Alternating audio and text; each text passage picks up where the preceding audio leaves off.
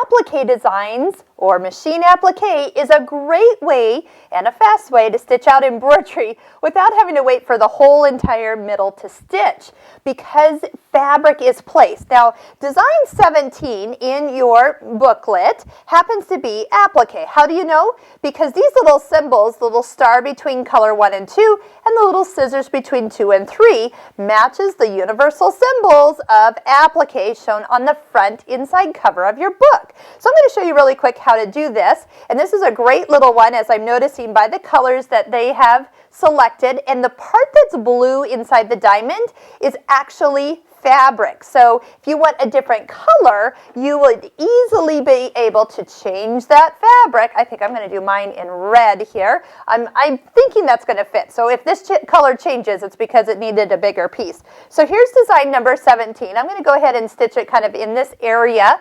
So I'm going to kind of just general get it down to that area. Another thing to do is if you pop it outside your hoop size and then use this kind of return to hoops area, right there, it bumps it right to the edge so I get right up as close as I possibly can.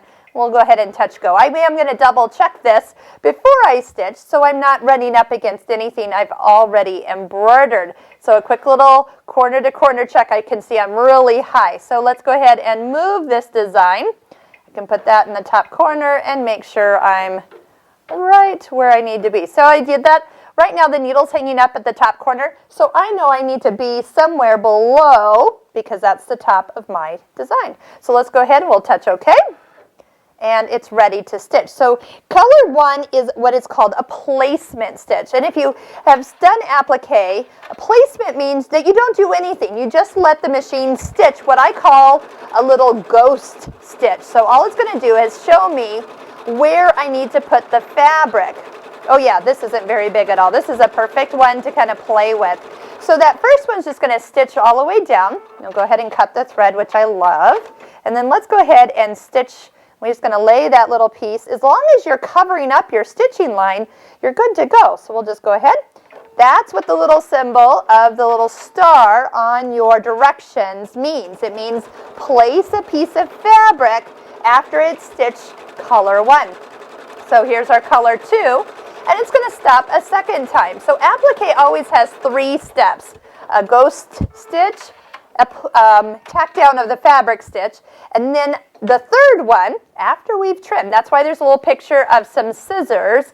Now you can take the hoop off and trim it, or remember you have the feature where you can set it to trim position. Where you have the symbol here, the needle up and down, brings the whole entire project towards you, which honestly is going to be an option for me as I go to trim this, but just so you can see what I'm doing, I am going to just put the hoop right about there. Then you want to take some applique scissors, and even the scissors that you have that you use for trimming threads are curved, and all you need to do is really just get nice and close to that stitching, and if you cut a little bit of those stitches, it's going to be okay. You'll find that it's very forgiving because the next step is going to stitch a nice little satin stitch over the raw edge. And so before you know it, you actually have already filled in your design. Now, like I said, make sure you get good at getting nice and close. You can see how close I've gotten to that edge. Nice and close, great. And then we'll put the hoop back on the machine. Right now it is in the trim position, so as soon as I push start, stop, it will bring the hoop back into position for you and get started. All right, so color 3 here, I guess we'll just go for the turquoise. It'll be pretty. So it'll go around it. A lot of times it'll go around with a little zigzag, and then it will start in with the full-on satin stitch. So it might go around this multiple times. I can see, yes, that is true. So it went around once with the first, like a little straight stitch.